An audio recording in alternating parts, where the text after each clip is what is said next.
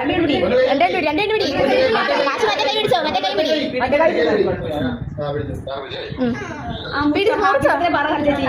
birthday to you. Happy birthday to you. Happy birthday dear Kasi.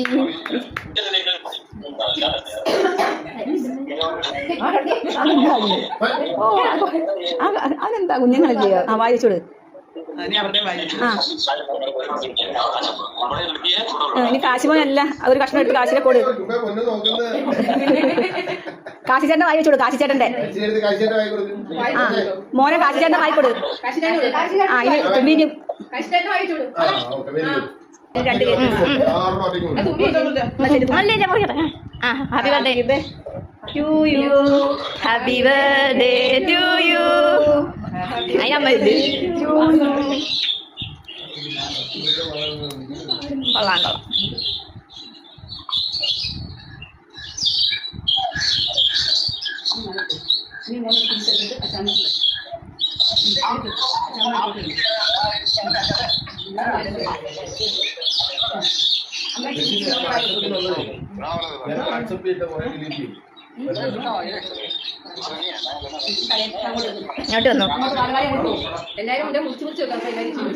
Fried rice ഉണ്ടാക്കാൻ പോവുകയാണേ.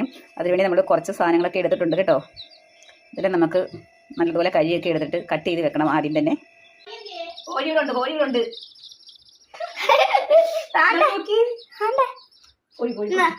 ഞാനൊന്ന് വാങ്ങിച്ചു തരാം കേട്ടോ. 3 ഉണ്ടേ.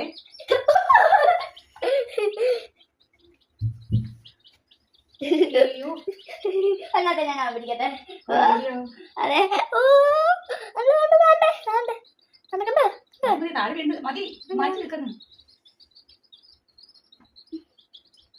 ഇതുണ്ടോ?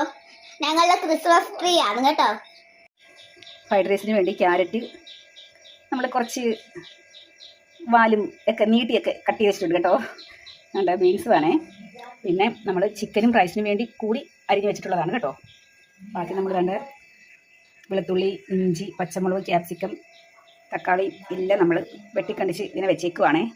ബാക്കി ഇനി നമുക്ക് ചിക്കനൊക്കെ റെഡിയാക്കി എടുക്കണം, റൈസ് വേവിക്കണം. അതിന് മുമ്പേ നമ്മളെല്ലാം ചെയ്തതാണ് കേട്ടോ. ബാക്കിയൊക്കെ ഇനി പതിയെ ചെയ്താൽ മതിയല്ലോ.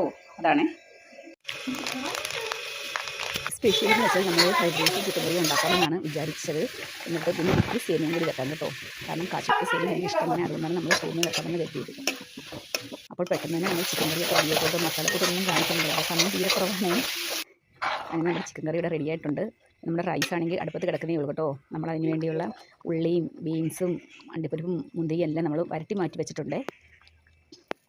ക്യാരറ്റ് നമ്മൾ വരട്ടുന്നില്ലേ, നമ്മൾ റൈസിലിടുവാണ്. നെയ്യൊക്കെ തൂത്ത് നമ്മൾ സെറ്റാക്കി വെച്ചേക്കുവാണ്.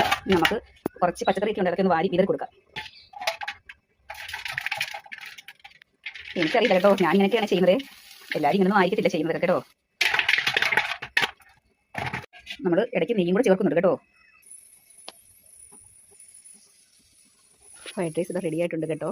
അപ്പോൾ നമ്മൾ ഇനി ചെറിയ കനലുണ്ട്, അടുപ്പത്തോട്ട് വെച്ചേക്കുവാണ് കേട്ടോ. വാഴയിലൊക്കെ മൂടി ഇങ്ങനെ ചെറിയ ചൂട് കൊള്ളാൻ വേണ്ടി വെച്ചേക്കുവാണ്. ഇതിനിടയിൽ കണ്ട് നമ്മുടെ സേമിയ പായസം കൂടെ റെഡിയാക്കുകയാണ്. അപ്പോൾ നമ്മുടെ ജോലിയൊക്കെ ഒരു ഇത് ഒതുങ്ങി, പപ്പടവും കാച്ചും. ഇത്രയൊക്കെ ഉള്ളൂ എൻ്റെ വീഡിയോ കണ്ട് ഇഷ്ടപ്പെട്ടാൽ സപ്പോർട്ട് ചെയ്യണേ. അപ്പോൾ ശരി, ഓക്കെ ബൈ.